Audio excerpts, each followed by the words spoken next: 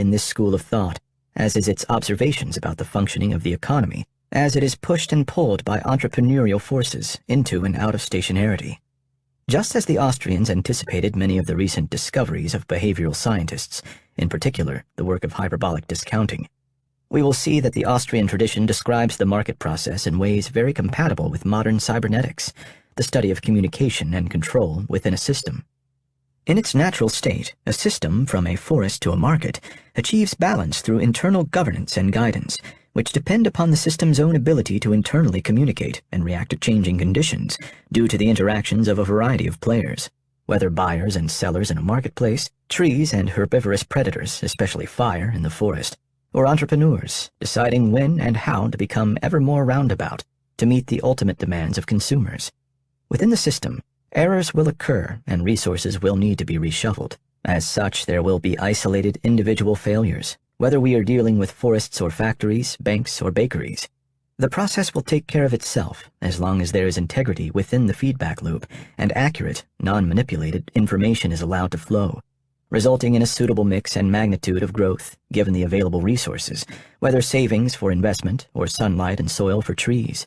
However, attempts to intervene and manage such systems typically end in a paradox, whereby the very opposite of an intended result is achieved. Instead of order and balance, there is distortion that leads ultimately to destruction. Without a functioning feedback loop, the system goes haywire like a faulty thermostat that allows the interior of a house to become as hot as a furnace or as cold as a freezer. When the feedback loop is short-circuited by distortion and manipulation, rather than the system being one that cancels out its errors, it is transformed into one that even magnifies them, such that the errors of inappropriate, unhealthy growth take over the system. When this occurs, the system breaks down. There is disconnection in entrepreneurial decisions of whether to invest in more roundabout production based on anticipated demand from consumers, which will probably not materialize, or whether to exploit current higher demand. Trees attempt to thrive beyond the capacity of the forest ecosystem to produce and sustain healthy growth. Yet inevitably, even if the system has been forcibly pushed far out of balance and its governing forces debilitated, homeostasis will eventually re-emerge as the communication and governing forces are freed once again. At this point, we should pause to clarify one aspect of our discussion that might trouble some listeners. How can we speak of a system's internal communication when there may be no conscious mind at work? And how can we define thriving or failures within a system in a non-arbitrary way? In the case of a thermostat, these terms might be innocuous enough, since we can take the goals of the human designers as given. But what about an ecosystem?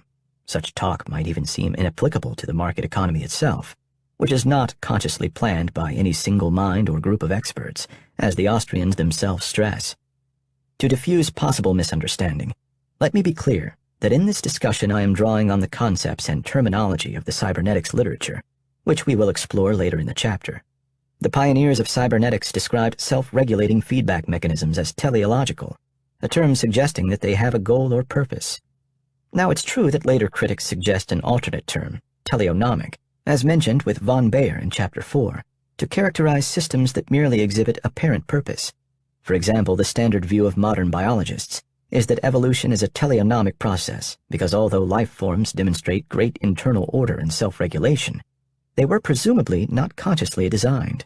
However, such distinctions are unnecessary for our purposes, because I am focusing on the intentional, teleological behavior of market participants, what Ludwig von Mises called human action. When it comes to the interactions of these intentional individuals in the broader marketplace, even Austrian economists can and do quibble over the extent to which the resulting outcome is due to rationality versus spontaneous order.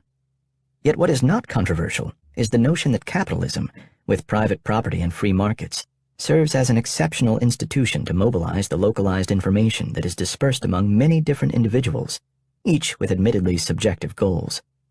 The market's ability to do so, relying on system-wide equilibration forces, feedback mechanisms, is my focus in this chapter. And when we discuss financial crashes and depressions later, the listener will have little difficulty understanding what constitutes a good versus bad outcome. The teleology of the market. We have already explored in the last chapter the economic parable of the land of Nibelungen in the context of the market process, and some stylized facts about booms and busts. In the current chapter, we discuss the same topic but from the perspective of homeostasis. In booms, assets are overaccumulated and bid up in value to untenable levels until homeostasis prevails, a teleological goal-seeking mechanism, Kant's very teleomechanism of regulation, that ultimately guides the system back to the balance of stationarity and reality. Perhaps it is difficult to visualize an impersonal horde of ravenous speculators as part of the rebalancing process, yet that is precisely what is occurring. The market does not just bob around rudderless. It is the flock of birds that appears to swoop and dive aimlessly, while hidden within its cascading members are the navigators themselves. Although there are random entrepreneurial errors that take place, as we heard about in Chapter 7, the entrepreneurial process is teleological because volitional beings bring about a series of causes and effects in reaction to changes within the system. The system itself moves or strives toward stationarity, balance. With this understanding of the markets, we can see the advantage of also taking a teleological approach to investing, as Siegfried, our entrepreneurial hero, does, and as we do with Austrian Investing, with a means-end strategy that is predicated on the knowledge of capitalistic investing as an intertemporal process. To observe and appreciate the homeostatic nature of the market that, as Mises reminded us, is a process, we must shift our perception and stop thinking of systems as being driven only as a hapless victim of random shocks, such as lightning strikes that start fires, and instead embrace the reality of the system as adapting to those shocks in an ongoing discovery process. Clearly, though, there is a dichotomy. On one hand, how things should function in their natural state, and on the other, how and why they fall into dysfunction, where the fault is almost always outside manipulation, not the system itself. Yet that is not what most people see. They cannot see the forest because they are trying to save each individual and immediate tree, and in so doing lose all depth of field and of focus on the generations of trees and the intertemporal search for their mix and magnitude of growth within the forest to come. All too often, particularly today, the focus is only on the shocks and fires with the desire to control and prevent.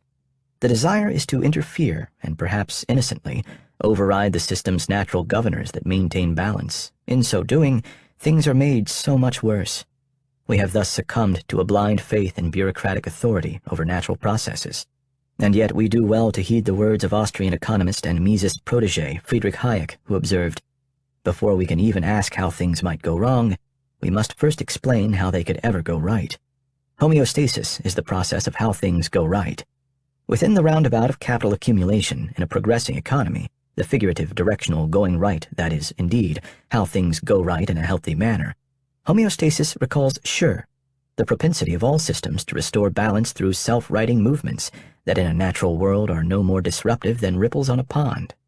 We think of the Daoist concept of reversion, of things becoming their opposite, soft in order to be hard, weak before strong, retreating before advancing, and Klipp's paradox of losing in order to win.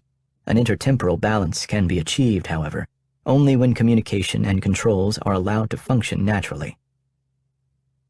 The Yellowstone effect. The study of homeostasis and its pursuit in natural systems brings us back once again to what has become our primary pedagogical tool, nature's classroom, the forest.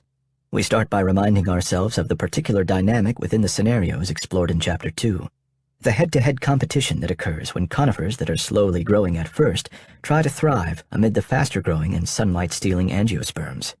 In a natural forest, without the practice of forest management, the endless tug-of-war battle of succession for available resources is a part of an elaborate homeostatic process, whereby the angiosperms dominate for a while in prime fertile areas where they can outperform, at least at first, the competition, while the conifers take root in the out-of-the-way places, rocky and inhospitable, where few can survive. Once areas of the angiosperm-dominated forest become overgrown, they become prone to small wildfires. When fire breaks out, the land is cleared, and the way is open for the patient conifers, nature's great fire opportunists, to reseed. This is the continuous intertemporal turnover of the forest's succession. Not only are wind-borne seeds brought to the fire-cleared land, but the resin-coated serotinous cones of many conifer species have been opened by the flames and intense heat of the fire. The system has natural regulators that control unsuitable growth and help to keep it balanced with the available resources, the savings of the forest. As we recall, this is particularly important when the forest experiences recruitment bottlenecks, such as among conifers that are mal-seeded among the faster-growing angiosperm competitors. The young conifers fail to reach a threshold of development sufficient to accelerate to maturity. Our tortoises never make it to becoming hares, and instead become sick and spindly, literally consuming each other as they grasp a meager share of the resources and remain extremely fire-prone.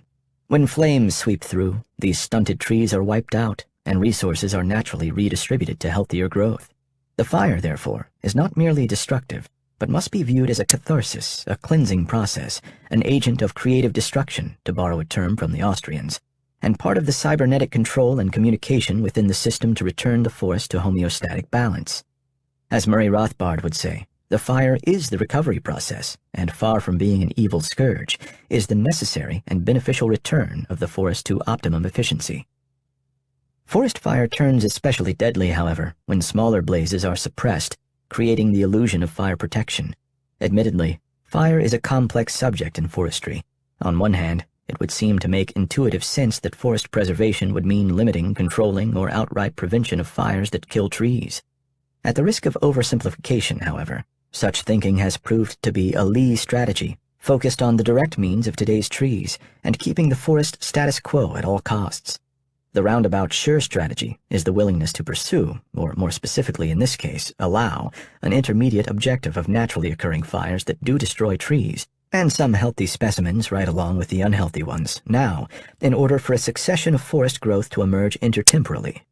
Between conifers and angiosperms in particular, the ecosystem must always discover the right balance, which changes and adapts to climate and other environmental shifts.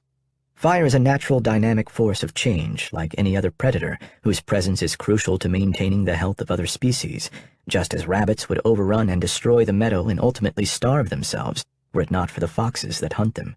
When a population within an ecosystem exceeds the amount of resources present, too many rabbits in the meadow, it must be controlled by predator consumers, the foxes, which do not have to try very hard to capture their next meal.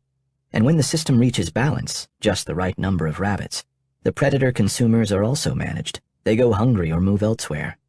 In the case of the overgrown forest, control most often comes from the most ravenous and indiscriminate of all herbivorous predators, fire, thus becoming the consumer that most often accomplishes the control function. Smaller, low-intensity fires manage the forest with great expediency, reducing density by clearing underbrush, including the stunted and spindly conifers that cannot compete with larger angiosperms, while leaving the canopy growth untouched. Paradoxical, yes, but forestry practices of old that have regained respect of late underscore the importance of letting small fires burn in order to manage the forest, and to prevent the bigger ones that inevitably and cruelly result from attempts to stop fire. Suppression now undeniably leads to greater destruction later on. Once again, our bad economists, who continually crop up in this audiobook, clearly one of its main points. Nowhere in the history of forestry was that evil more savagely felt than in Yellowstone National Park in 1988, when nearly 800,000 acres, well over one-third of the park, burned and or suffered fire damage. It was a catastrophe of unprecedented proportion in the history of the National Park Service, and its root cause was fire suppression. The spread of fire suppression mentality can be linked to the establishment of forest management in the United States, such that by the early 1900s, forests became viewed as resources that needed to be protected. In other words, burning was no longer allowed. The danger in this approach became tragically apparent in Yellowstone, which was recognized by the late 1980s as being overdue for fire. Yet smaller blazes were not allowed to burn because of what were perceived to be risks that were too high given the dry conditions. And so smaller fires were put out, but in the end could not be controlled and converged into the largest conflagration in the history of Yellowstone. Not only did the fire wipe out more than 30 times the acreage of any previously recorded fire, it also destroyed summer and winter grazing grounds for elk and bison herds, further altering the ecosystem. Because of fire suppression, the trees had no opportunity or reason to ever replace each other, and the forest thus grew feeble and prone to destruction. A lattice of unwarranted and anemic growth, which was ill-seeded from the start and never had a chance of reaching maturity, became a grid that linked and transmitted the costs of the forest's distortion to a much wider area than would have been affected by a series of natural, smaller fires over the years. It was the Yellowstone effect. Lessons from the distorted forest. The disastrous Yellowstone fire of 1988 leads to the conclusion that 100 years of fire suppression, a zero-tolerance approach to stamp out even naturally occurring low-intensity blazes, had made the forest dangerously prone to catastrophe. It becomes clear, then, that low-intensity blazes marshal the resources and oversee an orderly succession in the homeostatic forest, as evident in patterns of heterogeneity, conifers here and angiosperms there. The back and forth of a forest system seeking equilibrium avoids the dangerous overgrowth caused by everything trying to thrive all at once, extracting resources for survival now, foregoing the roundabout strategy. In nature, as in the economy, there must be a free transfer of resources between higher order and lower order production. When human intervention interferes with nature's cycles, the system's natural homeostatic negative feedback forces are weakened, negative feedback being the system communicating to its internal governors how far from balance it is, and the governors then bringing it back. From a forestry point of view, the lessons have been learned. In 1995, the federal wildland fire management policy recognized wildfire as a crucial natural process and called for it to be reintroduced into the ecosystem. As I observed in a 2011 piece in the Wall Street Journal, central bankers, too, could learn a thing or two from their forestry brethren. The federal government has another fire suppression policy that started, coincidentally, just a few years before the Yellowstone blaze, with the 1984 Continental Illinois too-big-to-fail bank bailout. This was followed by Alan Greenspan's pronouncement immediately after the 1987 stock market crash, that the Federal Reserve stood by with liquidity to support the economy and the financial system. In its actions in the 1980s, the Federal Reserve telegraphed to the world that it would no longer tolerate fires of any size, which heralded the birth of the Greenspan put. In the financial forests of our own making, suppression is particularly problematic and even deadly. Excess and malinvestment thrive for a time, only to be destroyed by ravages caused by their own vulnerability. Yet, as we will see, even such high-intensity fires of the forest and financial varieties will free up and redistribute resources. In the case of the market, it releases capital to areas previously avoided due to the myopic distortions of monetary intervention. The Austrian school naturally understood this well, as we explored with the Austrian business cycle theory as explained in Chapter 7. Central bankers and interventionists need to stop approaching the system as one driven by random shocks, because this mindset leads them to manipulate and attempt to control the system, a cycle that destroys far more in the long run than it saves temporarily. The longer their erroneous thinking persists, the more out of balance things become, until there is a tinderbox of malinvestment, ready to ignite in a massive, uncontrollable inferno.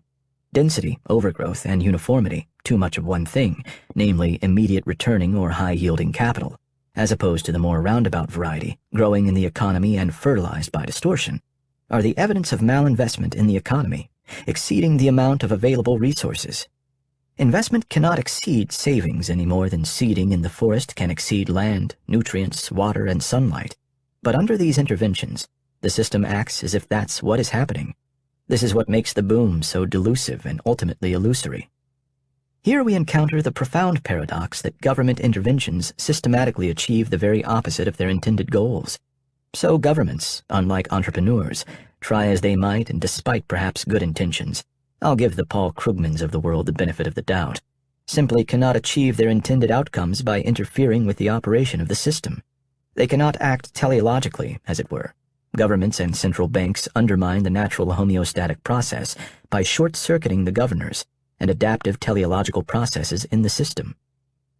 Suppression of the market's natural homeostatic tendencies, such as proclaiming things to be too big to fail, or by cutting interest rates when the stock market takes a dive, only makes things worse by artificially propping up assets that should be allowed to fail and free up resources for another, perhaps more productive attempt.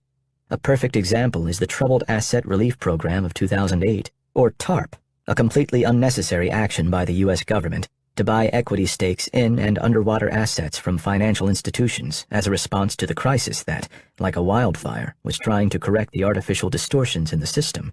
Rather than precluding a catastrophic event, TARP precluded rational market adjustments. Suppression makes the cure that much worse than the initial ill, until exponentially more damage is done. Calling to mind the wry observation of Mises, if a man has been hurt by being run over by an automobile, it is no remedy to let the car go back over him in the opposite direction.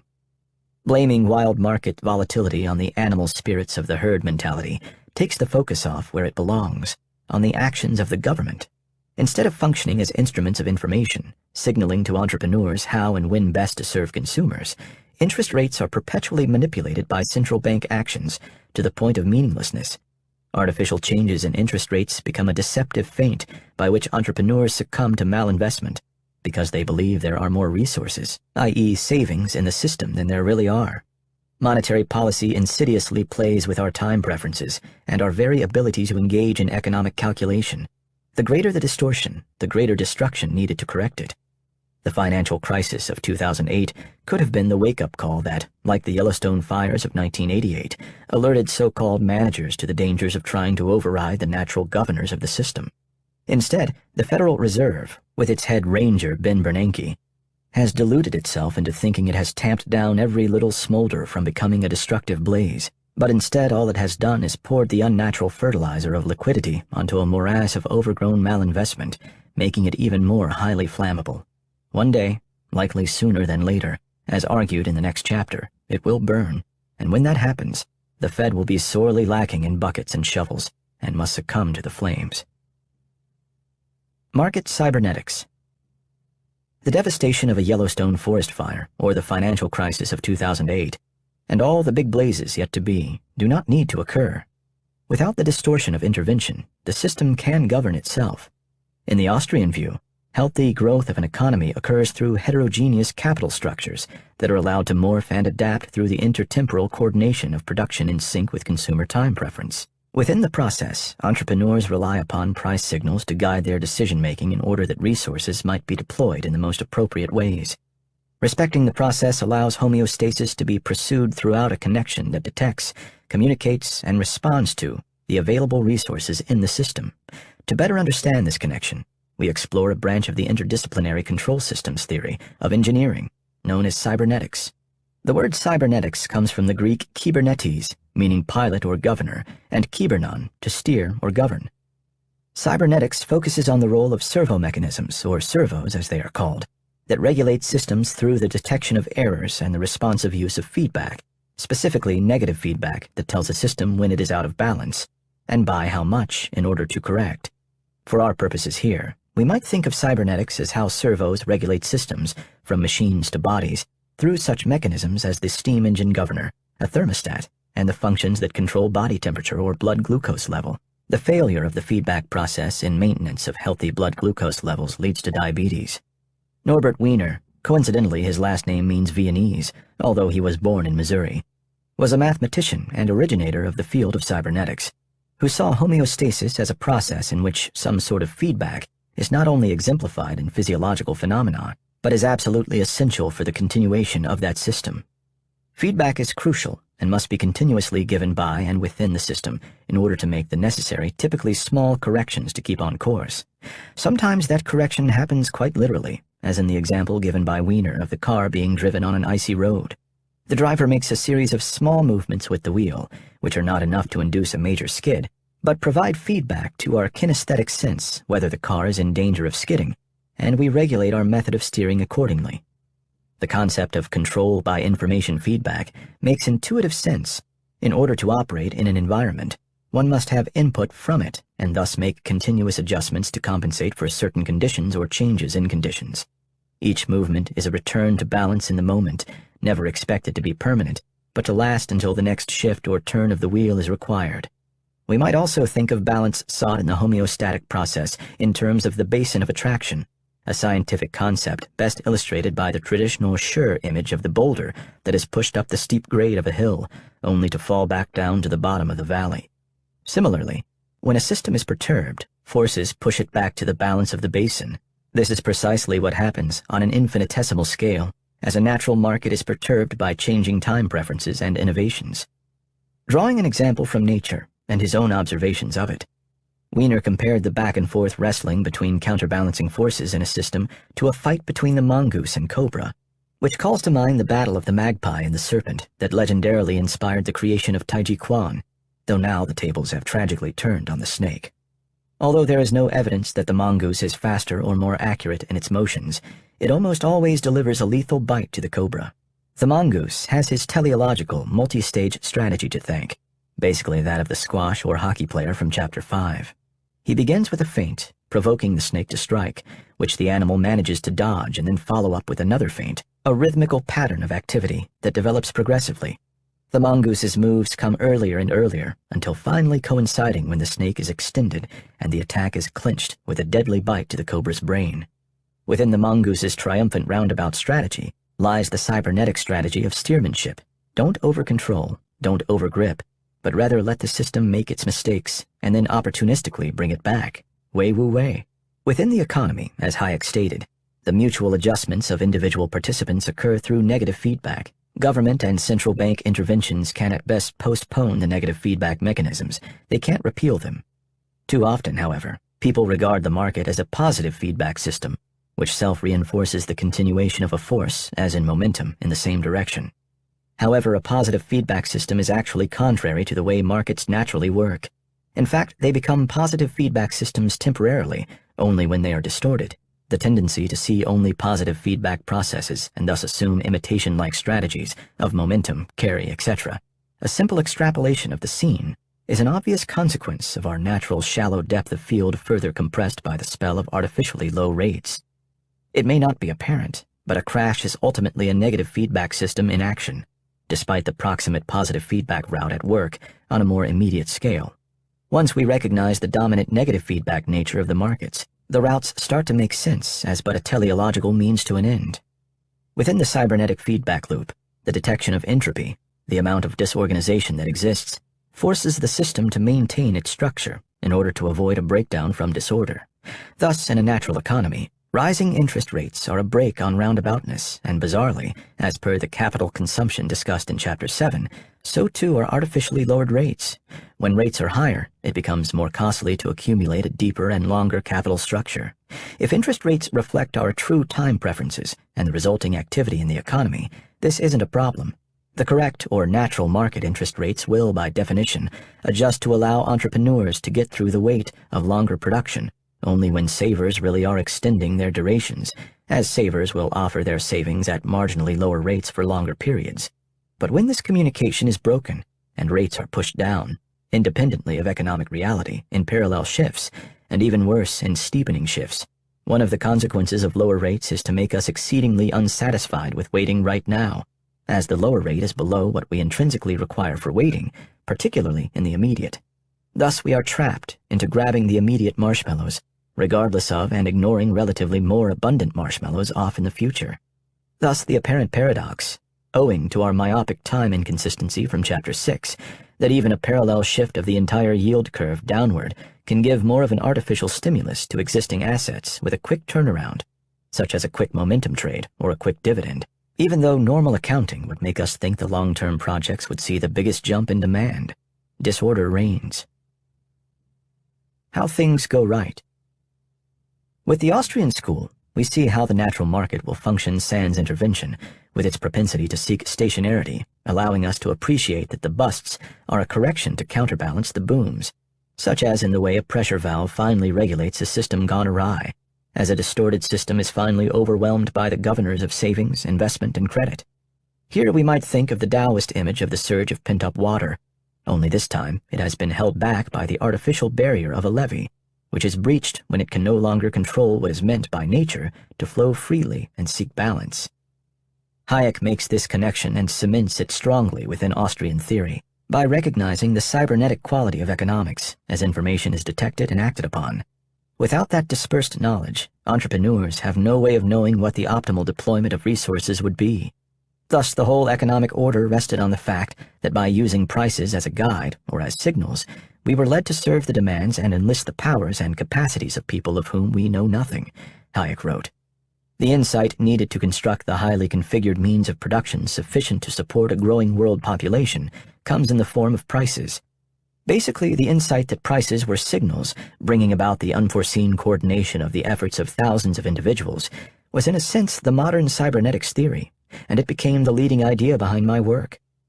Hayek gave initial credit to Adam Smith, who had basically grasped the point that the success of our economic system was the outcome of an undesigned process coordinating the activities of a myriad of individuals.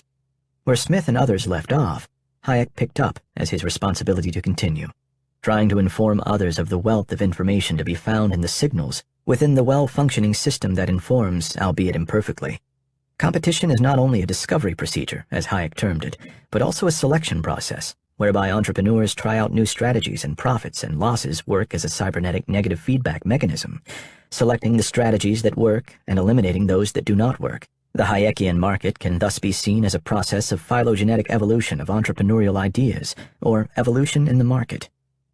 We can aptly apply Mises's notion of the market's state of rest, my way of thinking about the mini-routes back in the trading pit, to this Hayekian cybernetic construct.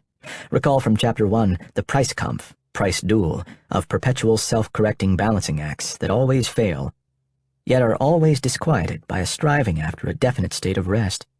Each successive state of rest is the result of a self-correcting readjustment in light of new information or circumstances, and in a constant environment would culminate in the ever-elusive final state of rest. Such is the entrepreneurial charge to unwittingly steer the system towards stationarity. Spontaneous order.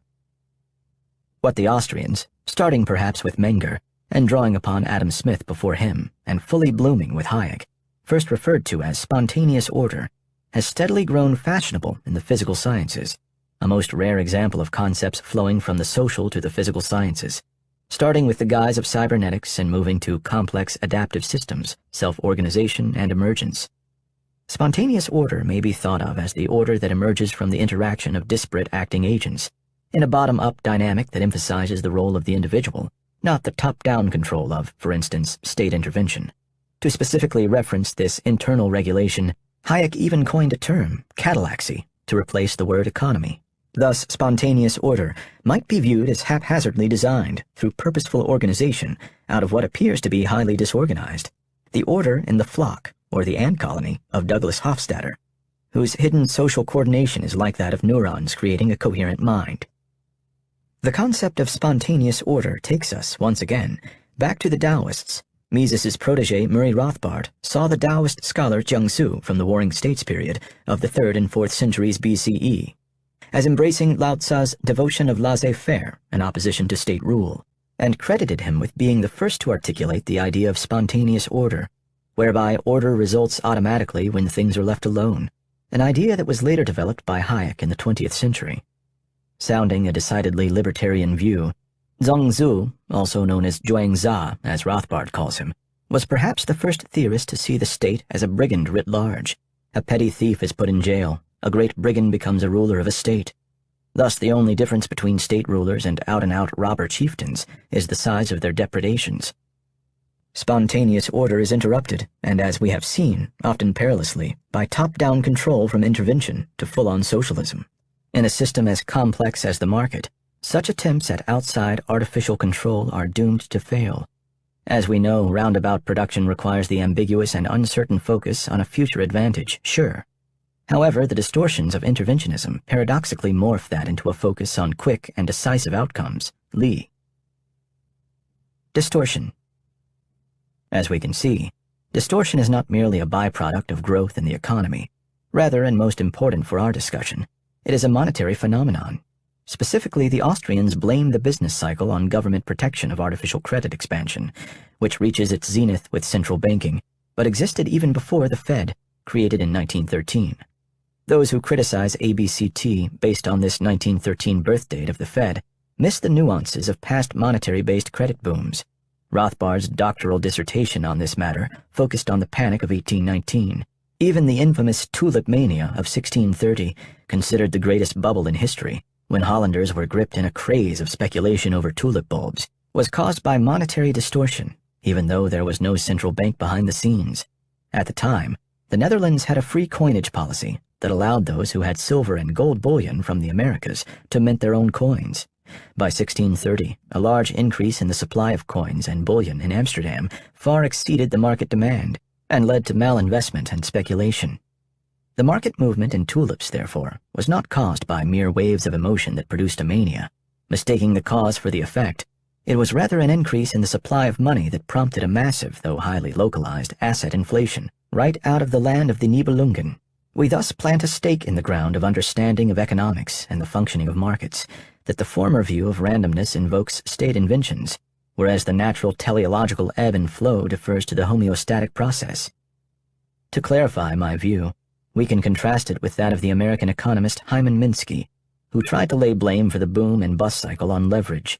Simply stated, he believed that as the market goes up for an extended period of time without any corrections, the total leverage in the financial sector gradually increases, making the system ever more tenuous. Although Minsky's narrative is acceptable as a description of certain features of the business cycle, he doesn't really give an explanation for the phenomenon. In contrast, the Austrians give a much more satisfactory theory of how artificially low interest rates foster an unsustainable boom.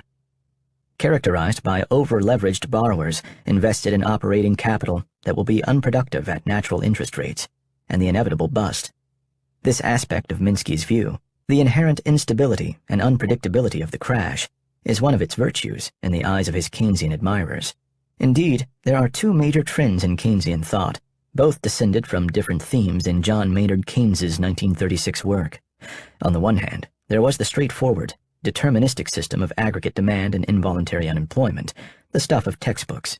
At the same time, Keynes's prose contained passages describing the utter unpredictability of the market, in particular asset pricing. Here entered the famous animal spirits and Keynes's likening of the stock market to a casino, and a game in which contestants had to vote on general opinion, not on what the underlying reality was. In this latter worldview, Minsky's vague treatment of the boom and bust is proper, since there really aren't demonstrable causes in the way many economists would like to believe, and as I talk about in Chapter 9. The sandpile effect. Minsky's belief that the leveraged run-up is the underlying cause of crashes is similar to the notion of self-organized criticality in a dynamical system, the classic metaphor of which is the sandpile effect. Grain by grain, the pile gets higher until it is of considerable height, and at some point will reach a critical state where just one more grain will cause a cascading collapse, an avalanche of sorts, the proverbial straw that breaks the camel's back. This basic cellular automata model has similarly been applied to forest fire models and to stock market crashes, with exceedingly limited success. Indeed, it has become fashionable to look at crashes as critical system-wide landslides. However, these and Minsky's analyses miss the mark. The homeostatic market process must first be broken by intervention from outside the system in order for it to fail. Specifically, criticality is not an inherent epiphenomenon of the system, growing organically as a delicate cascading network from within. Rather, it grows from unhealthy sprouts doomed at their start from a temporary deception, a miscommunication and failure of control within the cybernetic machine. In the popular financial jargon, a Minsky moment now refers to a sudden collapse in asset values, following a leveraged run-up during a period of apparent prosperity. To repeat, this description is consistent with the Austrian theory of the business cycle, but it leaves major questions unanswered. Why should the market's normal negative feedback mechanism suddenly fail? Sure, individual entrepreneurs can make mistakes, but what explains the systematic mistakes of the boom years, the cluster of errors, as Rothbard calls them? The leading theoretical argument for the supposed efficacy of the various rounds of quantitative easing is the so-called wealth effect, meaning that consumers go out and spend more because they feel richer when their assets, stock portfolios, houses, etc., rise in price relative to consumer prices. It would be difficult to come up with an economic policy more at odds with Austrian capital theory, printing up new money in order to convince people that they can consume more based on their immediate asset appreciation, and never mind what happens once the cost of capital inevitability returns to normal, and the economy and MS index return to stationarity. If the Austrians can dispense with the idea of animal spirits and Minsky moments as explanatory devices, they can also jettison another Keynesian nostrum, the so-called paradox of thrift, in which the individual households do the rational thing by attempting to save more in light of a financial setback. Yet when aggregated over the whole economy, the motive becomes self-defeating, since one household's spending is another household's income. According to textbook Keynesian theory, the paradox of thrift shows the role for government deficit spending to escape a slump, when the homeostatic mechanism of the market has failed. Here again, a focus on Austrian capital theory, as opposed to Keynesian income flows, shows the problem. A recession isn't simply some stroke of dumb luck, in which people have failed to spend enough. It is characterized by physical distortions in the structure of production. Racking up more government debt is hardly the cure to inadequate saving and physical investment. No matter how noble such measures might sound on their own, particularly in the bloody aftermath of a crisis, as if the government were handing out tourniquets, these interventionist actions, like the fire suppression in the forest, only prolong the problem and postpone the restoration of health to the forest. Distortion persists leaving a wide swath of destruction in its wake, but ultimately it does not prevail. Distortion's message: do nothing. Generations of economists teach us that the market economy, like many other spontaneous, self-regulating systems found both in nature and the social world, has an internal logic. When it moves away from a stationary point, negative feedback automatically kicks in, restoring it to a balanced state. Whether we describe it as Adam Smith's invisible hand, or as Mises's counterbalancing of entrepreneurial forces, or we take Hayek's cue and employ the concepts of cybernetics, the crucial fact is that there are underlying laws governing the operation of the market, steering it back toward an orderly trajectory whenever it is disrupted. Left to its own natural development, the market will hit bumps in the road, yet paradoxically, the paternalistic effort to spare us the pain of these periodic readjustments will, at best, merely postpone the needed fixes, making the ultimate crisis that much worse. To avoid economic depressions, just as to avoid epic forest fires, the surprising solution is to let the homeostatic system work. Don't just do something, sit there. In the meantime, when the economy is subject to top-down intervention from the government, and especially the central bank, investors need to read the signs in order to protect themselves, as well as still find a way to own productive assets, as the last 2 chapters show in Austrian Investing, with our hero Siegfried becoming our mascot and model. After all, civilization's progress, Galt's engines of the world, mustn't end. Believing that homeostasis will indeed prevail, we are steadfast in our pursuit of the roundabout. The Sure of Capital. The masters have taught us well, if only we will heed the lessons. From ancient Daoist philosophers to military strategists, an old grain trader at the Chicago Board of Trade, Austrian economists, and roundabout entrepreneurs, they have bridged their unique backgrounds with a common refrain that echoes in a single word: sure, with its complex and multiple meanings of strategic positional advantage, potential, disposition, configuration, influence, and propensity. As we orient everything to sure, we automatically keep to the roundabout path, refusing to be led astray by distorted perceptions in a world that focuses only on today, as if it is all that matters, indeed all there is. To embrace the Dao of Capital, we purposefully and intentionally raise our sights and deepen our field of focus to see that today is but one unit, a single bead in a long strand. We refuse the blinders of myopic time inconsistency, while being well aware that much of the world can see only this way. Ours, though, is the intertemporal view, a never-ending series of now moments, each connected to the next, that extend throughout our lifetime and beyond it as well. For courage and example, we look to our array of sure masters who were able to wait with the cunning patience of the manipulative sage to accrue strategic advantage.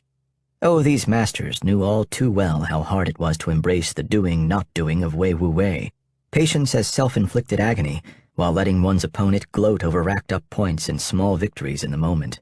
The master's feints of humility must have felt very much at times like humiliation, but the reward of being purposefully and intentionally circuitous, to be sure until strategic advantage coalesces into the opportunistic action of Li within sure, can be found in the single pine cone, loaded with seeds for dispersal on fire-cleared land, the loaded crossbow trained at last on the intended target, and the accumulation of productive capital to advance material society. We take heart in Eugen von Böhm-Bawerk's words about the roundabout, which we now apply to the imperative of being sure.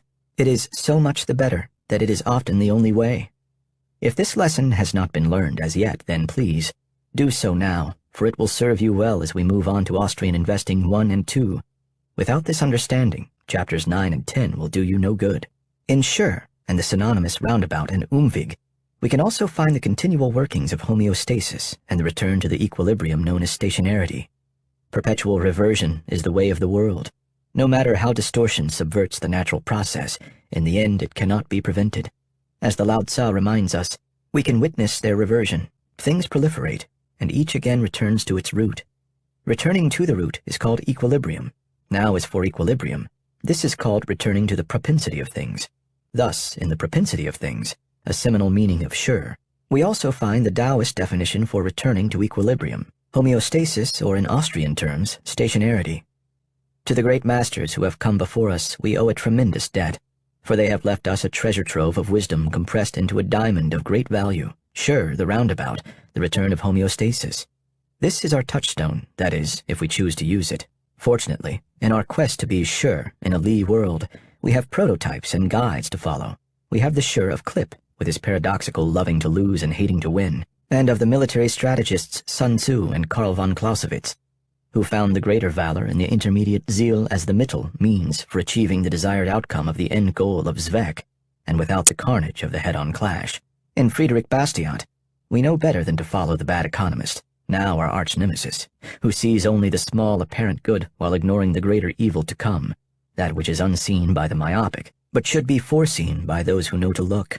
On the roundabout, we have the real-world example of Henry Ford, who eschewed the quick profits of today and patiently invested in a more circuitous process, so that with stopwatch in hand, he might be highly impatient with greater efficiency in his production later.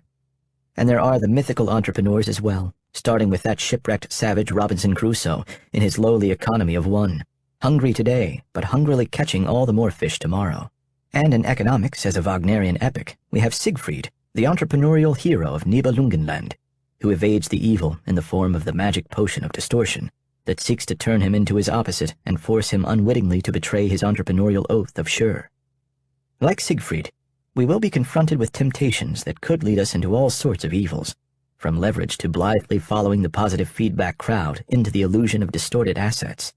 Our sword and our shield against such foes have been forged by the Austrians, Menger, who defeated the historicists and their slavish attachment to empirical data, Bambawerk, who quelled the Marxists by proving the end product justified the value of its means, not the other way around, and Mises, who bashed the Keynesians, though they were too self-absorbed to notice, with the unavoidable truth about distortion that torches a destructive path across the economy, felling good trees and bad. Now, at this juncture, the philosophical part of our journey comes to an end. Next, we move to the pragmatic application of what we have learned in Austrian Investing 1 and 2, the subject of chapters 9 and 10. Before we move on, we face our moment of truth, when we must stand up as true believers in this gospel of Austrian theory, which in its attempts to explain the entire boom-bust cycle gives us a coherent story that ties all the pieces together. As we move from theory to practice, the first 8 chapters of this audiobook to the last 2, we will utilize what I have dubbed the MS index and the Faustman ratio, as well as Siegfried, the roundabout entrepreneur, the embodiments of all the principles that have come before. When the MS index diverges from 1, unnaturally because returns on capital exceed the cost of capital, and myopic time inconsistency plus monetary distortion traps everyone else into chasing immediate returns, you do not have to follow the ill-fated crowd. More generally, you needn't chase the immediately seen over what should be foreseen. You can let those who listen to the siren song of Lee be dashed on the rocks of their own impatience. You can stay true to Sure, the roundabout, in its various guises, and wait for the return of homeostasis that will prevail even in the midst of pervasive distortion. Indeed, you can become the hero of your own roundabout investing story by avoiding the distortion and thus having all the more resources later for opportunistic investing. It is your path and your choice. If you choose well, it will become your Dao of Capital. Chapter 9. Austrian Investing 1. The Eagle and the Swan. Exploiting the distortion with Misesian tools. Having followed the vast, varied, and often ancient lineage of the roundabout strategy to its central economic role in the orthodoxy of the Austrian school, we are now prepared to apply the principles of the roundabout, Wu Wei, Sure, Umweg, to capitalistic investing. We have reached the end of sorts, a practical and tangible conclusion of following our well-developed roundabout path in the effective deployment of capital. We have indeed turned a corner in the Dao of Capital, as we begin here a new discussion of an approach I call Austrian investing.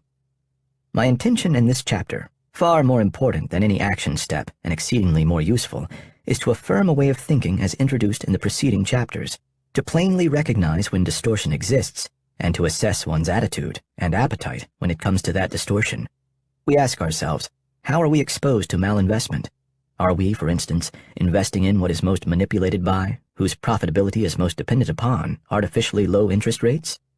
Beyond avoiding it, can we perhaps even benefit from it? If this audiobook achieves nothing else, it would more than hit its mark if listeners came away with greater awareness of such distortions in the economy and the markets, which magnify the human tendency toward the direct reward of Lee, and acquired a deeper appreciation for the arduous path of Sure. The thought process here is what matters most. It is the real takeaway, a prescription for all investors, as it culminates the overarching theme of this audiobook, the roundabout of the Dao of Capital as the circuitous means toward the ends of productive capital investment, despite our biology and a system rigged against it. In this chapter, what has previously been an a priori praxeological understanding becomes a historical understanding as it turns from thought to action. Yet we stay true to the very path prescribed in the methodological roots of preceding chapters. The great thinkers from Lao Tzu to Bastiat, Menger to Mises, from the deductive to the inductive, from methodological individualism to the flock, developing logical constructions of human action that then conform to how we understand the day-to-day world. They taught us that much of the visible is a distraction from a hidden reality, cautioning us not to learn from and thus be fooled by data, and moreover by what comes first, the seen. Theirs are the simple insights for the foreseen. They taught us of the multidimensionality of the world, the cross-currents obscuring cause and effect. We do not experience the governing forces. The study of economic history, Mises said, was a laudable thing, but the results of such studies should not be confused with the study of economics. Studying economic history does not produce facts in the sense in which this term is applied with regard to the events tested in laboratory experiments. It does not deliver bricks for the construction of a posteriori hypotheses and theorems. Thus, in true Austrian style, in their early battles with the German historical school, we start by thinking through our task, having embraced the principles and adopted the theories that guide our thinking. Only then are we ready to take a peek at the data, and we will still feel a bit sullied after having done so. First and foremost, this exercise is about restraint. I focus only on what matters and is worthy of testing, and include here the results of each of my scanty tests, none left on the factory floor, each one serving to further validate a thought process rather than the other way around. For me, when testing these investment results and properties, I insist on keeping the empirical work short and sweet, such that the clock is always ticking and is thus curbing the all-too-easy and common slide into a useless backfitting exercise. I'm reminded of the roundaboutness of Henry Ford, for whom years of developing methods and constructing tools were followed by only minutes in production, sometimes reduced to seconds. The former were the means to the latter. Here, years of introspection and preparation for what became Austrian Investing are followed by mere minutes of data processing. The difference between the Austrian approach here and what is otherwise standard in the empirical sciences, economics and finance quite erroneously considered among them, is that without our understanding developed thus far, none of the testing that follows would have any merit whatsoever. Moreover, I would even consider our understanding valid no matter what the data show, such as the dilemma of economic science. Homeostasis in force. The simple insight that the market is a natural homeostatic self-correcting mechanism and that monetary distortion results only in a temporary disruption of that mechanism portends some results. From this, what do we expect to see? Not require, but expect. Let's take a step back and survey what we really know. Since the Misesian stationarity index can reach a lofty level, meaning the economy can persistently deviate from stationarity, only because of monetary distortion, we should expect a very high MS index to act as a prelude to a price of title to existing capital. The stock market, the numerator in the MS index, that is unsustainably high. This follows our expectation that the replacement value of that capital, the denominator in the MS index, will be unresponsive, as further new investment is thwarted by the distortion. Savers and investors, dissatisfied with artificially low interest rates that don't reflect their actual time preferences, placate themselves by eking out yield and otherwise chasing immediate returns, which are themselves given a boost from higher immediate consumption and lower savings from artificially lower rates. They quickly devour the immediate marshmallow in front of them, scoffing at the potential rewards for waiting. The lower rates make otherwise marginal investment schemes look good, and otherwise marginal existing capital, having marginal returns, look suddenly profitable, resulting in a scramble to own it and resulting in